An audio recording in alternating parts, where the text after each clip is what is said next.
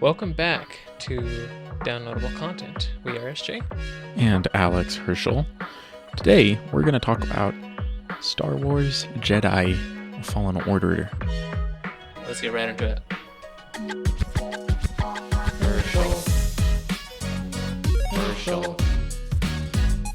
Herschel.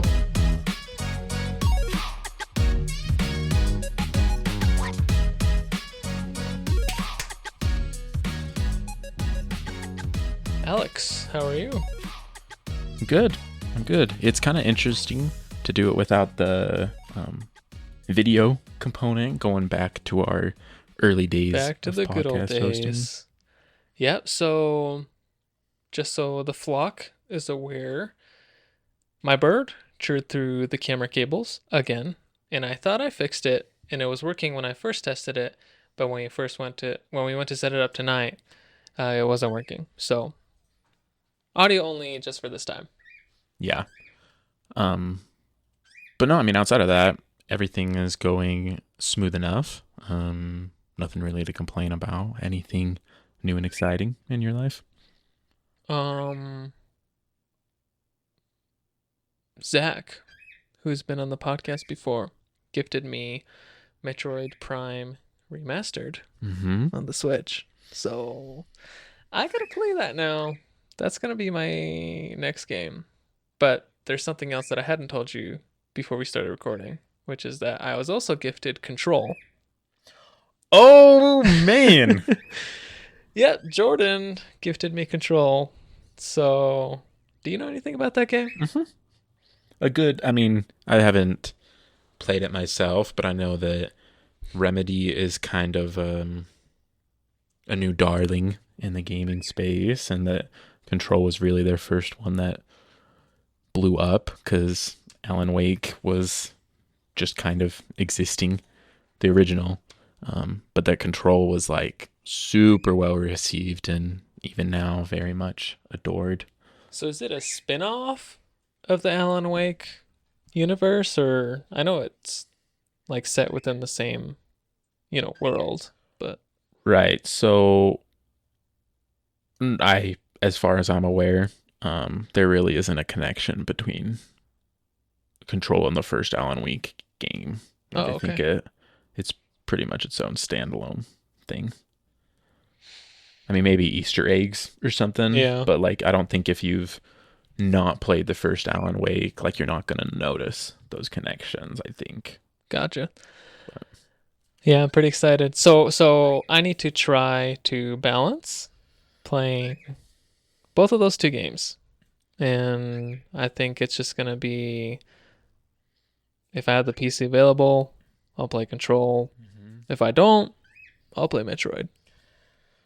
I think that's going to probably take you through the next 3-ish months. I don't think either of them are very long games, but Right. still, like... I've heard Control is like 20 hours-ish. Okay. So we'll see how that goes. I'm also playing Elite Dangerous, so that just sucks up my time all the time. Yeah, that's gonna take you through the end of the year. Yeah. How about you with gaming? I'm not sure if the podcast is aware. I finally started my Kingdom Hearts series playthrough that I've been talking about doing. I finished Birth by Sleep, and I'm about to finish the first Kingdom Hearts game. And we're actually going to talk about that on Patreon. So if you want to hear my review and some of my thoughts on the first Kingdom Hearts game, then that's where you'll be able to find out all that stuff. But that's definitely taken up most of my time. It's been exactly what I wanted it to be. How many hours did Kingdom Hearts take up? So Birth by Sleep, you play 3 small, interconnected, paradoxical stories. Paradox probably isn't the best word. But I played that, and over those 3 playthroughs, put in about 18 hours. And my game clock on the first Kingdom Hearts game is currently sitting at 22 hours. and I'm at the final rest. So I just have the final boss fight segment Okay. to do. Gotcha. So that'll probably end that game at about 23 hours. That's not bad. It's like Oh no. fairly quick getting through those, right? Kingdom Hearts 2 will probably be a little bit longer. Yeah, Kingdom Hearts 2 is like twice as long as the first one is because you go through and visit all those worlds a second time. Yeah. I think last time I played through it, I was like a little under 40. Yeah. Okay. Well. Oh, Discord. You're right. I think we had something in there. We do. Our Discord question for today actually comes from a newer member to our Discord. Maya had a great question about Kirby. Kirby's kind of been the theme of the Discord chat for the last few days. There's been a lot of Kirby discussion in there. But yeah. We did that. We did that one. Okay. All right. So Maya put in there, you're making your own fighting game. What's the roster? No rules on who it has to be, or you can make your own rules / theme to follow. Well, and then the reason why Kirby got brought up is because Zaruma then said, Kirby versus Scorpion. I want to see Kirby use Scorpions. Get over here. Also, I wonder what Kirby's fatality would be. And then they start talking about all these awful things that Kirby could do because his stomach is like a black hole and he could just digest you and all those different things. But I don't know.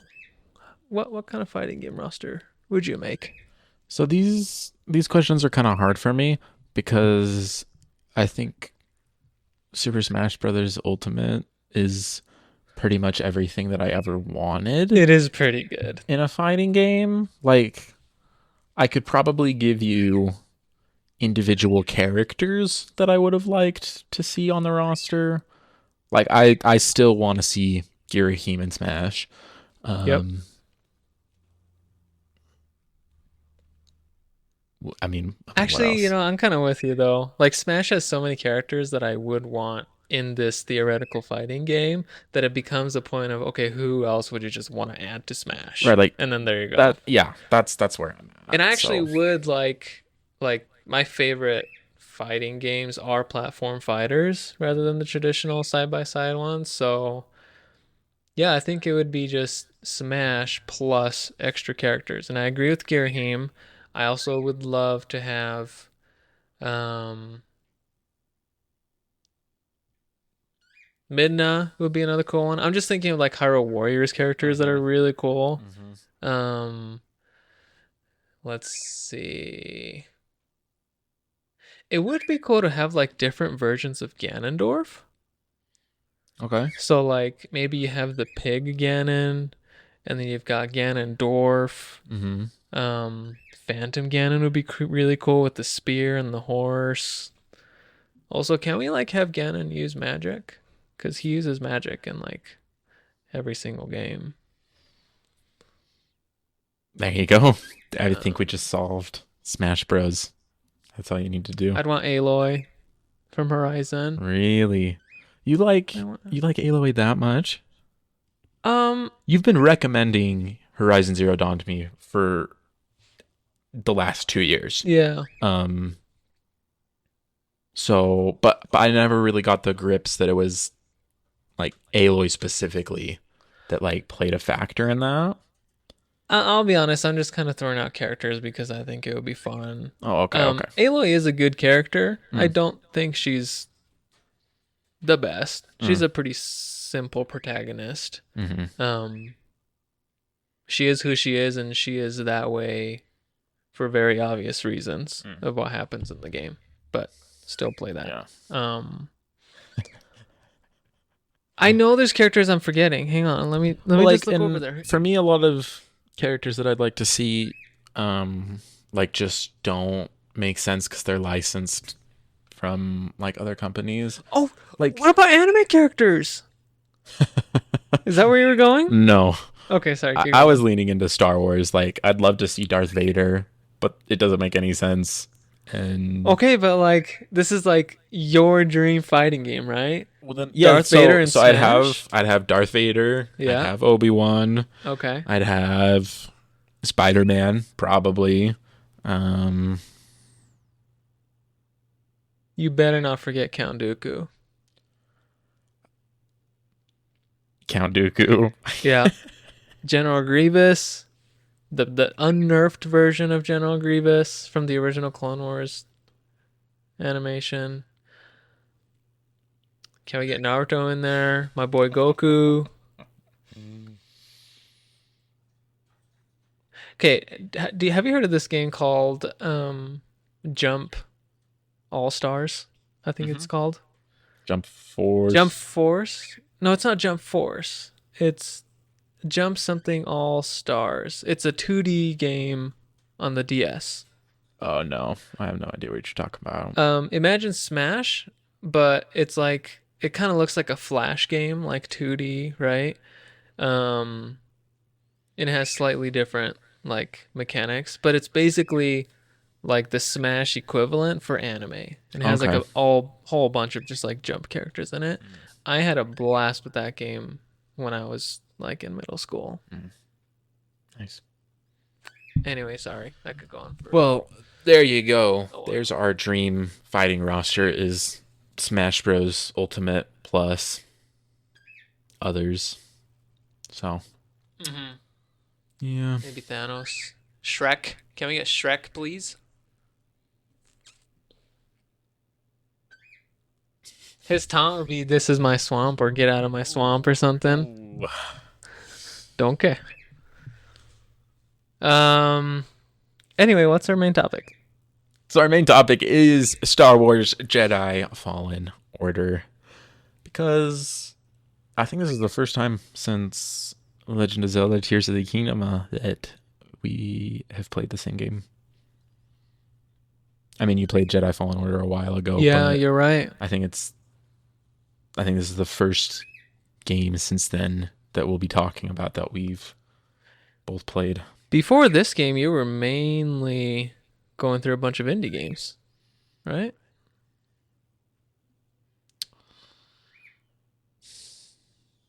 I had played Returnal before.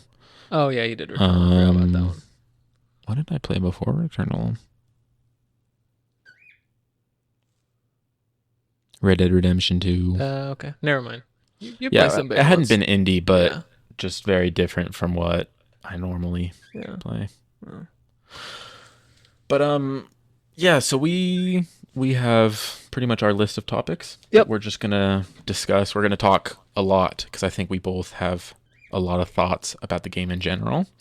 And we'll just kind of take it away. So go ahead and choose. Do you want to talk about the negatives first, just so that we can spend most of the time talking about the stuff we liked? Yeah, I think that's good. And I think the negative's actually a good intro into how the game works and Okay. introducing people Sounds good. to this world. So, the negatives are dissonance. Dissonance, is that how you say that? Mm-hmm. Between combat model and in-universe expectations. Right. So what I meant by that is the combat model, the way that the game plays, you have this very hard-hitting, weighty combat system where your attacks feel like they're powerful and they take a long time to from your first input to when it actually connects with someone. It's quite a while. It's not like a very fast game when it comes to the lightsaber play. I mean, it's not Elden Ring or anything like that. Oh no. But no. yeah, true. And so that is actually something I really enjoyed. Because I think it presents a bit of a challenge where you have to be really precise and careful. However, when your weapon is a lightsaber that's supposed to be able to just cut through everything, it does not make sense for me to have to slice a stormtrooper 4 times across the chest to kill him. It just doesn't make sense. And so, like, that was a really, really big problem for me is that I didn't feel like it didn't make sense to have combat work that way in a Star Wars game when you're using lightsabers. So I agree. And we talked about this kind of off the air a little bit the other day, but when I first played it, I had a similar thought, but then I immediately kind of pushed it to the back of my mind because I thought, well, how else are they going to do it? You can't just be one-shotting every enemy. And then when we were last talking, I had this epiphany where, no, you can still have it both ways. And what I mean is, you can still need to do many things to bring down an enemy, but the final hit that you do to the enemy, where the lightsaber actually connects with that body, is the killing blow. So one example that I brought up when we last talked about this was, maybe you have a health bar, but rather than health, it really represents their stamina. So they're maybe, they're dodging your attacks, or you're breaking their Beskar armor or whatever, and then eventually when you whittle them down and then deal the final blow and you see the very last bit of their stamina, you're going to make the final blow, and then so it actually makes contact with their body and then they die. So exactly, I mean, you could totally, it would be an animation's nightmare. I think it'd be really difficult to do that, but it's doable. So I see where you're coming from, but I'm going to take it one step further. They kind of already have that in the game. Like a lot of stormtroopers, they'll have their little, I don't know what they're called, like the little stun weapons. Yeah, they block, right? Right. So like why didn't they just do it so that like the length of time that it takes to kill a stormtrooper doesn't need to change. Just make it so that instead of it taking 3 hits to the chest, it's an extra 2 blocks where, you're gradually taking down their ability to keep up with you. Like they were almost there. It was so close. And they actually have don't they have a block bar, right? What that shows their stamina. So what it really needs to be is, you can have a block bar, that's okay, but that is only depleted if they're doing successful blocks. So if you're doing really like obvious attacks or something, then they successfully block. So none of their health or stamina actually goes down. Right. But then if you hit them when they're vulnerable, they like struggle to block, right? So it takes more of their energy away and then gets you closer to actually finishing them off. Yeah, I totally agree. Like the foundations were there. Yeah. And this is something that I recognize is very much a nitpick because from a game design perspective, I get it. It makes sense. You didn't want to feel like you did in The Force Awakens, where you're just a Sith Lord cutting down waves upon waves of enemies on your first hit, 'cause that's not what this game's trying to be. You're supposed to feel... The Force Unleashed, yeah. Yeah, what did I say? Force Awakens. Force Awakens, that's my bad. That's right. Like you're supposed to feel like you're outnumbered and that you have to struggle and be smart and cautious. So I get that. Just that one small change would have made like a huge difference for me. I agree. I mean, and there already are some like one-shot moves. Like if you successfully counter a stormtrooper, it's a one-shot almost every time, except for certain like stronger enemies. Right, because and when you sneak up on them, right, and you stealth attack, they die. Right. And it's like, so why is it that when they're suddenly aware of you, they can just tank like 5 hits to the chest, a strike, like it doesn't make any lightsaber. sense. So yeah. Yeah. And then my other boss design, major nitpick, is the boss design. And it's kind of specific. I'm talking mainly about the mini bosses that are just like the extra strong versions of creatures that you've already faced, plus the final boss, that I think are incredibly, incredibly poorly designed. All right. So for the animal ones, you're fighting these huge creatures in these tiny, tiny spaces, and it takes forever to kill them. And even when you've upgraded your abilities and your stats, you take 2 hits and you're dead. And so I think it becomes, I don't think it's necessarily a challenge of your skill or ability with what you've learned from the game so far. I think it's a skill of like how much tedium can you take before you give up. Like it felt so tedious to handle bosses in this game. And I think they again had a way to do it right, because when you're on, I want to say Kashyyyk, and you fight one of the Inquisitors that's the really big orange alien that's 4-armed that fights with a double saber. Loved that boss fight. Yeah. Because it felt weighty, but you still had enough space to move that you didn't feel so constrained. Yeah. Do you have anything to say on that before I talk about the final boss? What about times though where like just thematically they want it to be tighter? How would you suggest they approach that? Because I don't think you can always have a lot of space, realistically speaking. Sure. I think then my problem with it becomes more that and I guess this kind of connects to my issue with the just combating stormtroopers. But if it takes a stormtrooper 4 lightsaber chest hits to die, why does like getting grazed off the edge of a hitbox of a monster's claw kill me after 2 slight hits?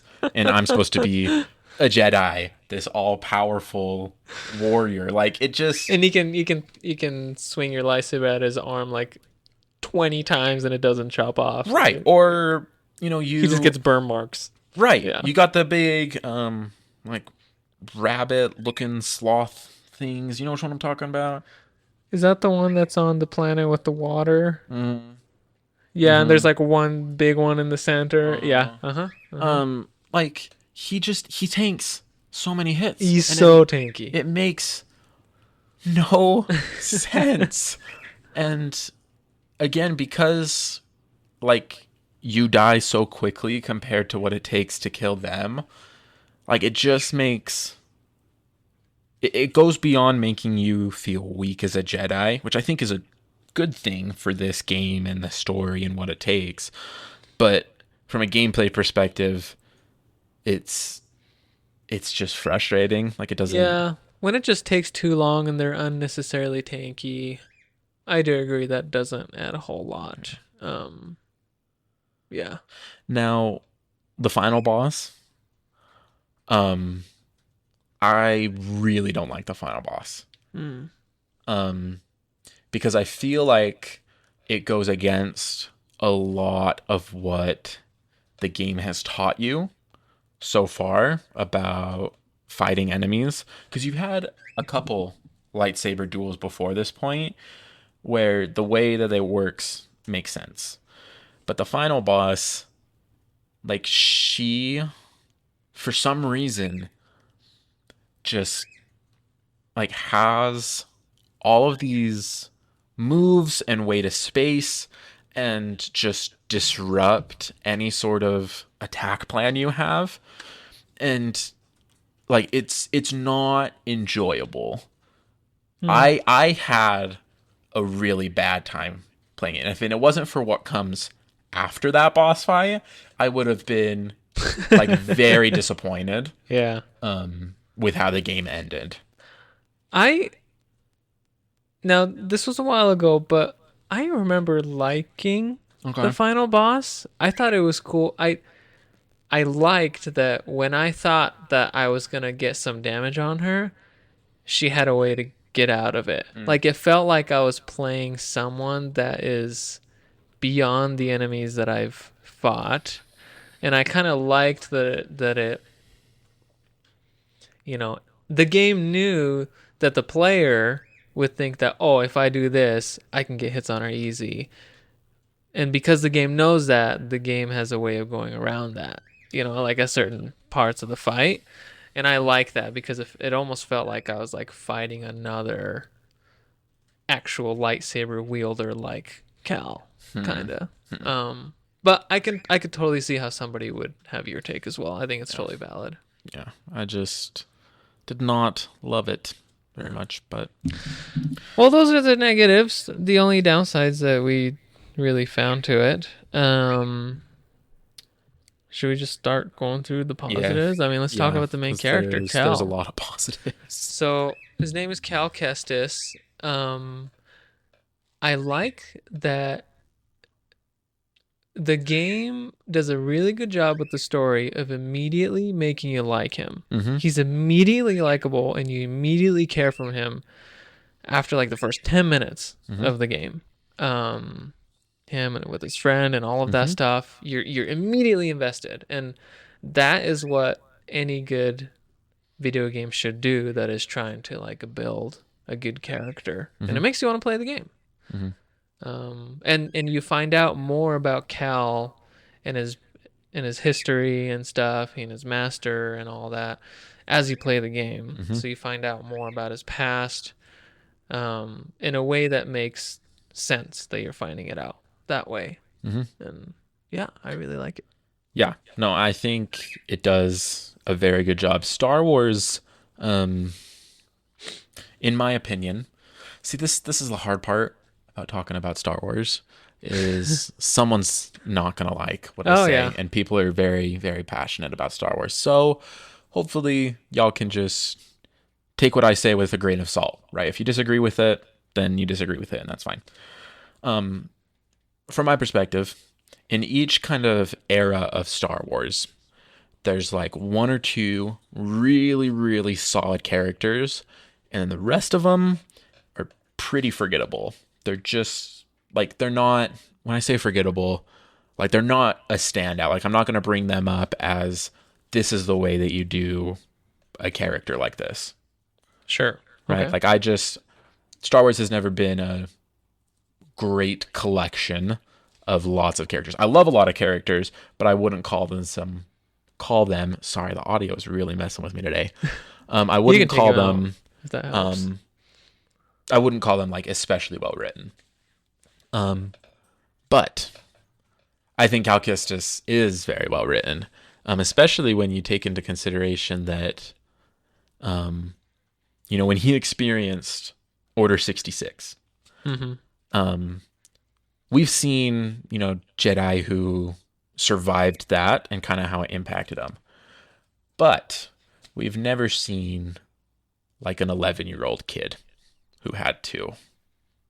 Because like you look at that game, that kid is young when it happens.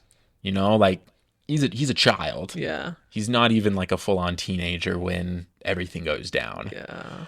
And so that segment where you're running through your ship and running through like the grates and stuff. Oh my gosh. While you're hearing, I'm pretty sure they bring up, Anakin's theme from episode 3 and his betrayal and stuff while you're doing it, and you're running around and you're seeing, your awesome master with his double-bladed lightsaber do his thing and do everything that he can to protect you and get you where you need to go. And still, where it's going to end. Yeah. But it's still like very emotionally driving. And then when you take that context for how he acts throughout the rest of the game, like it makes sense, like he's a kid who's trying his best, but he lost pretty much any sort of support system before he was a teenager. Like how does that limit you as a person? And I think you see those limitations and those fears exceptionally well for just a Star Wars game, and that trauma and limitation like makes how he plays at the beginning of the game versus the end of the game, like in his progression, makes sense, like canonically speaking, and from a storytelling perspective. Yeah, it's really good. It's really good. I absolutely agree. Moving into the story, just in general, I really like this era of Star Wars. I like the time during the rise of the Empire, I think it's really cool to go and see, how things worked, what things were like. And so that already, set the stage. And then just basing the storyline around, okay, well, if we were to find a way to restore the Jedi Order, like, how would you even go about that? And again, knowing what happens in the original trilogy, you know that whatever success you find in this game has to be fairly temporary or fairly limited because of where you find the original trilogy happening. And so I think that context plays a big role in why I enjoyed experiencing the story so much, knowing where it was going to end. But the ride it takes you on is still like its own unique little part of the Star Wars universe. And I think because of that, it allows them to get creative with it and do whatever they want. Mm-hmm. And honestly, when it comes to Star Wars media in general, when they're able to take really the world and just insert whatever story and characters they want into it, that's when it does the best, because they don't have to, subordinate behind any other conventions that have been established by the characters in the other shows or in the movies.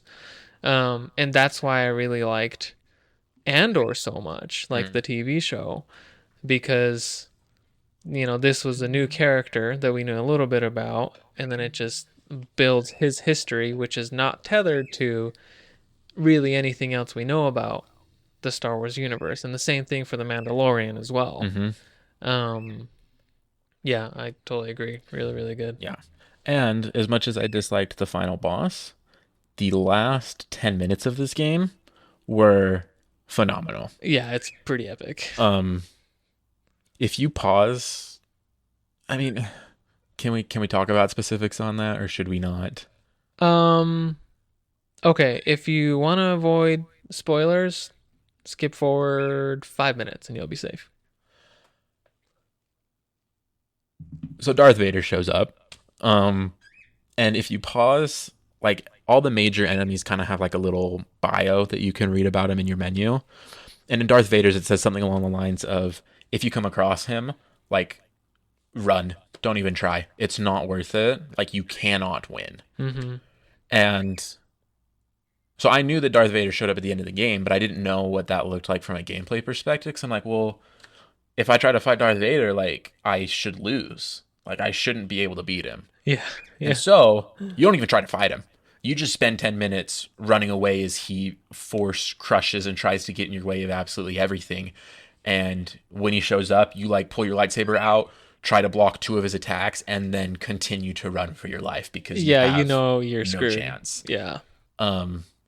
I love it when Star Wars does this. They did the same thing in the end of Rogue One. His hallway sequence, like, when you show Darth Vader as unstoppable, that's all you need to do. Yeah, that's all you need to do, and I'll be happy. I don't care what happens. I don't care what atrocities he commits. You show him as an unstoppable force of evil with his dope helmet, his cape flowing, one of his many iconic musical pieces playing, and I can't ask you for anything else. And now that you mention that, that is what ties the game to the rest of the franchise. All you need is that one small scene with Darth Vader, that interaction, and it makes you realize, oh, like, you just did all of this as Cal. He accomplished so much and did so many good things, but it is nothing. It doesn't matter. His power is nothing compared to Darth Vader. Yeah. And it's just, it really ties it all together. It's such a fantastic ending to the game. Yeah. Yeah. Difficulty? Yeah. Yeah. I really like the difficulty. So I honestly think that the most difficult part of the game might have been right at the beginning when I ran into that Ogdo frog-looking thing. If you've played the game, you know what we're talking about. He's an optional boss that you do not have to defeat. You can always come back when you're stronger. But I was just so Like, I saw the light at the end of the tunnel. I knew that his moves were pretty predictable, and that if I just didn't get hit twice, I would be fine. Dude, I tried that boss fight like 20 times over and over and over. I eventually beat him, but that was hard. But anyway, that aside, I think the way you progress, how enemies get more difficult, it does a really good job. Yeah, I absolutely agree. The way that enemies get more difficult, they have two options that are both consistent throughout the entirety of the game, which I think is really important when you're trying to scale a game's difficulty. Mm-hmm. The further you go, the more stormtroopers you face in different scenarios. And the way that the save system is set up is that you have meditation points that you have to save at. And if you go and save and, like regenerate your health and stuff, it repopulates the world with enemies. And so you need to make it from one save point to the next, making it through these amounts of enemies. And there's really no way around it. Like, you can't just run away. You have to fight those enemies. And if you're not able to make it through the entire thing, it's not like you can just inch forward, go back and heal, take another couple inches, go back and heal. Like, no, like you have to do it from start to finish. And so the way that they make it more difficult over time is through those stretches become longer and there are more enemies to face. Plus, those enemies then get upgraded weapons, or you have the flamethrower stormtroopers who come in, or the one who only shoot like the bazooka lasers, like the super. You can't block them with a lightsaber, yeah. And so that balances very nicely all together, and it's consistent. Like, there aren't really any moments where I was like, whoa, this is like a major difficulty spike. Yeah. Outside of the mini bosses, which again I kind of attribute more to poor design than actual difficulty in the game's mechanics. Whether or not that's valid is up to you all to decide. And as we know, Alex is always wrong, right? And so I really appreciated that you took a game where I expected to feel very strong and made me feel not strong in a way that in these ways made sense. Because anytime you see a Jedi that's facing more than a couple people alone, like, it usually doesn't go well for him. So it makes sense that it is difficult and trying to make it work. No, I agree. And I really like the system of, like, if you lose, in order to gain back those, you either have two options. You can just ignore that enemy that defeated you, and you lose all experience points that you got up to that point, between the last time you saved and when the enemy defeated you.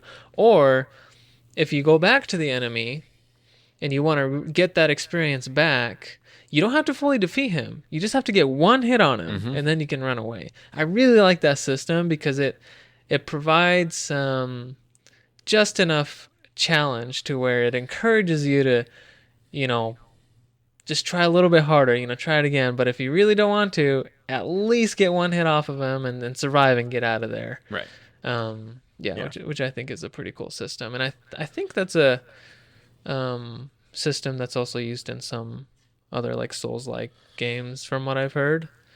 Yeah. But I was, from what I've heard, fan of that. like in the From Software games, usually you do have to kill the enemy that killed you to get those really? back. Okay. But I agree. I think only having to hit them once makes I like that. I like that. I think a lot. it makes sense. And by the way, I played on just the default difficulty the whole time. What about Me too. you? Okay. Yeah. Yeah, I if I tried to play on anything higher, I would have bounced off really quickly. It would have been tough. Yeah. The worlds. I like them a lot. Me too. I think you've got a good mix of styles. So, like, you're not looking at the same thing the entire time. It's got nice variety. Although going to Dathomir is the worst. I don't like how it looks. I like that it's different, but I don't like looking at the pink and muddy brown. I agree that it's not attractive, Dathomir, but Dathomir was the most memorable for me because, especially after, like, having watched all the Clone Wars and stuff, like, I'm sure you had more there's like of a an little bit appreciation of, for like, that. They expose the audience a little bit more to Dathomir and the Clone Wars and things, but you still don't know, like, a whole lot, Right. Like, I think it's one of those worlds where Star Wars wants to keep it like mysterious and under wraps, and I don't think they're gonna like fully open it up to anybody anytime soon. But it's like cool to like be on that planet, fighting the creatures that live on that planet, and also fighting the for some reason crazy tanky guys that have no shirts on that can somehow take like 20 slices from a lightsaber and be cool. Um, I liked it. Yeah, but like I think I liked it because when I landed on the planet, it gave me the sense of, oh, this is Dathomir. Right. They're not messing around, and Right. it's scary, and it's kind of an unpleasant place to be. Yeah. So all of that combined gave me this. It was immersive, I guess, is what I'm Yeah. trying to say. Yeah. Yeah. And I liked. I'm usually not the hugest fan of backtracking. I don't love it. But in this game, I liked the way that they did it where, like, when you go back to other planets, it's usually a pretty quick hop and a skip through the area that you were in before to get to the next part of the world that you're experiencing that does feel distinctly different. Like when you go to Kashyyyk, you go to Kashyyyk twice, and the first time through, you're spending most of your time in Imperial bases, and on your second time through, you're very much in the woods and the nature of Kashyyyk. So they feel, even when you go back to the same world, the different visits are different because you're experiencing different parts of the planet, and it adds a The nice areas that unlock are variety. pretty varied, which is nice. And also the map is really good. It's, I mean, if you've played a 3D Metroid game, that's exactly the same. And it's really good because it'll tell you if you are just unable to access an area, if you don't have the ability. So you don't Right. even waste your time on that. Right. But when you've gained a new ability that allows you to access new areas, it turns a different color. So you know that you can backtrack and go there and explore somewhere else. So it avoids unnecessary, tedious backtracking and searching to try to see if you missed anything, which is nice. The music, um, I don't know, what can I say? I mean, honestly, I don't remember specific tracks or anything because it's just been too long since I've last played it, but it felt like Star Wars. And to me, that's the most important thing when I'm playing a Star Wars video game. Yeah, it just belonged. Yeah. They use old pieces of music at the exact right times. The new music is different so that it doesn't feel like you're listening to necessarily like a cheap knockoff. Like it feels like it makes sense, but it's also not the same thing. And they also bring up just certain motifs that happen in a lot of Star Wars music and kind of recreate them in subtle ways in other pieces of music. So again, it ties that familiarity while also providing what's a different experience for most. The music's definitely not as iconic as other pieces that I would list off the top of my head. Like you don't have a Duel of the Fates moment. Right. But you don't really need to because the music, again, kind of fits the nature of this story where like it's a good thing, but it's not like you have this huge triumphant moment, right? Like your victories are small and hard won, but they come with costs. And so I really liked how it worked. Agreed. And the last thing we had on here was any specific moments to highlight. The two main things that come to my mind are there are a lot of really good moments in this game, and the cutscenes are really well done, and I think the whole game is paced well to where, like, I looked forward to cutscenes because I was excited to see them, and they were never moments that took away from the gameplay. They always added to it because you want to know what's happening in the story. The very beginning of the game, kind of like what I said earlier, immediately got my attention. I was fully invested after the first 10 minutes. His interaction with his buddy, and very minor spoiler, but So skip forward like 20 seconds. His buddy basically sacrifices himself so that Cal can get away from the Empire because he was being exposed as a Jedi. Um, really great. Just a very Star Wars thing. And all the different bosses you encounter, the different characters you meet, it's really cool. Like it feels like you're I don't just the whole time. I guess now this is no longer a commentary on a specific moment, but the whole time I was playing the game, I felt like I was this broken Jedi rebuilding myself, relearning what I've been taught because I've gone through so much trauma. I don't feel powerful, but at the same time I do because when I executed things correctly, it felt so satisfying. Like when you successfully parry and counter back, it does a butt ton of damage and it feels great. The animations are smooth, and not only is the skill tree good because it is, you learn new abilities, more force, more health, and different moves and stuff. Because of the way the combat works, where you have to, as you play the game, you learn different enemy patterns. You start to pick up on things, and you actually become better. So I felt like I was becoming a better player / Jedi by playing the game. So by the end of the game, I wasn't stronger only because of the skill tree. I was stronger because like I'd actually learned a lot and I had like improved as a player, right? And that like feeling of growth was really gratifying. And then to have that all be crushed by Darth Vader at the end is fantastic. Yeah. Yeah.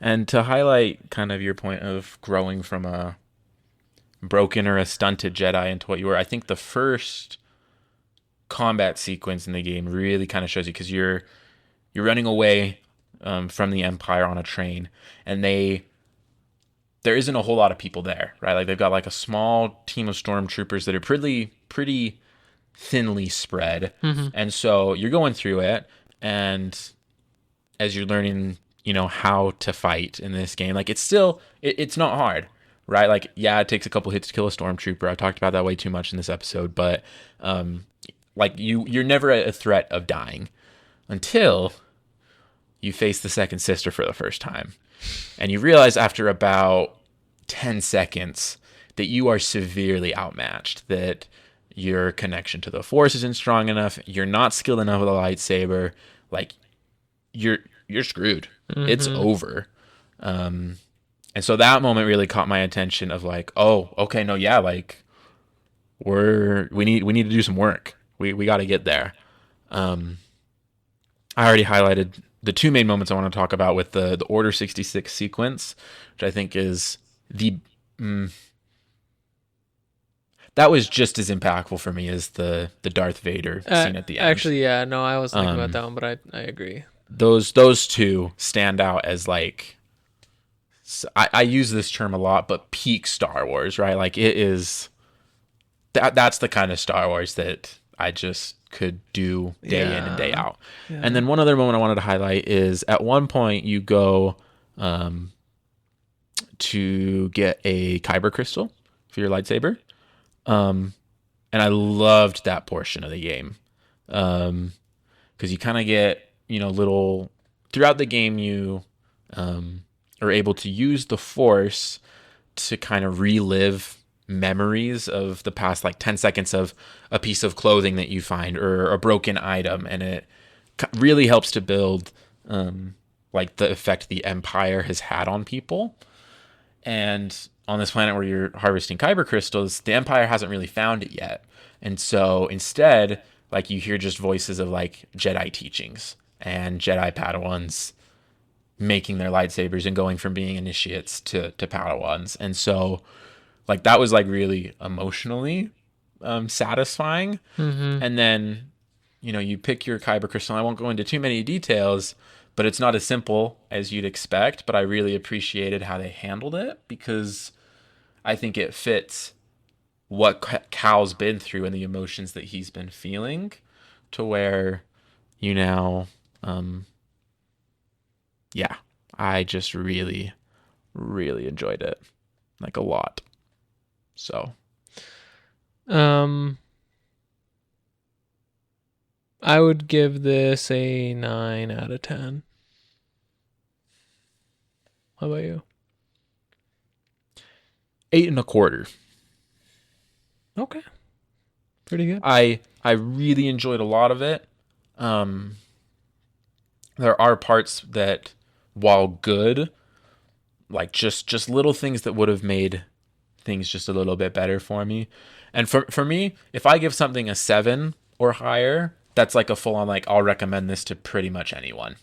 So like an 8.25 is, I think that's always important to like give context to how you rate things in general. Yeah. 8.25 is not a low score. It's, out of the games I've played this year so far, it's probably in the top 3. But I've also played a lot of games, a lot of good games You this have year. played good games. So. Well, let us know if you've played the game. How did you like it? If you haven't, are you interested? Let's join us in the Discord. Let's talk about it. Like $4 on Steam right now. It's, oh my gosh, yeah, literally $4 on Steam. And that's, we were joking about this in the Discord. Like that's worse than theft.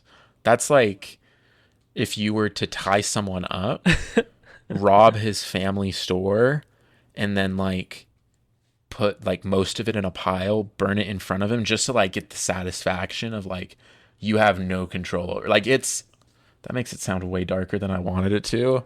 I should have planned that metaphor a little more. We're trying to say it's a really, really good deal. It's really good. If you play on PC or Steam Deck, yeah, it's a no-brainer. Skip the price of lunch for a day and buy this game. Lunch is more expensive. Yeah. Yeah. Thank you to our Patreon supporters. We have our cockatiels, who are Joshua, Tyler, and Grandpappy. Mm-hmm. And then we have our parakeets, who are Jay Maurer, and then also Nicholas. Yes. And thank you to the rest of you for always listening and providing us with feedback. And we will talk to you next time. Bye.